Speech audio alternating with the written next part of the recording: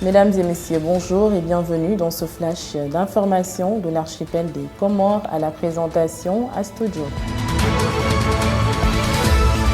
Le gouvernement comorien en deuil, Nourdine Midiladji, un acteur de la vie politique nationale, s'en est allé.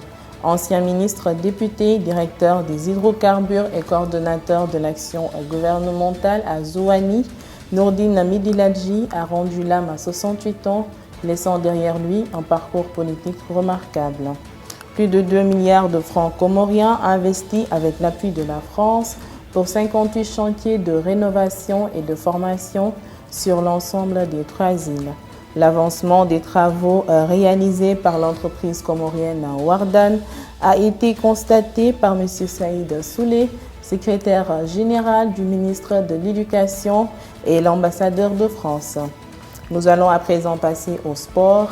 La Fédération de football des Comores a tenu une assemblée générale constitutive pour le vote et la validation des statuts d'une ligue féminine de football. Longtemps désiré par les actrices du football, ce rêve va enfin voir le jour grâce aux efforts du comité exécutif qui a fait de cette question une priorité.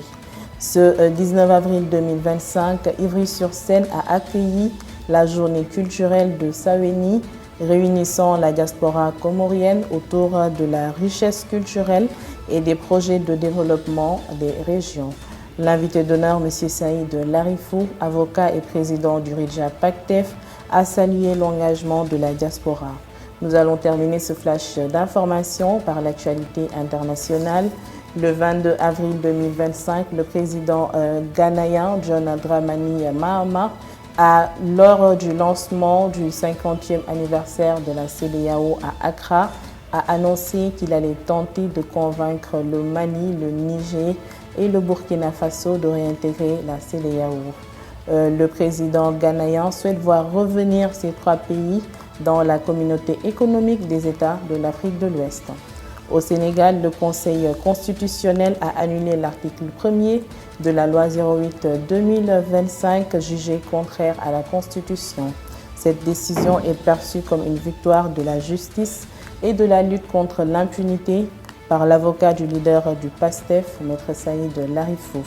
Le président du RIDJA PACTEF salue une justice fidèle à l'héritage démocratique du Sénégal et à la Convention contre la torture. Mesdames et messieurs, c'était tout pour ce flash d'information. Je vous donne rendez-vous la semaine prochaine. En attendant, l'information continue sur www.comorico24.com.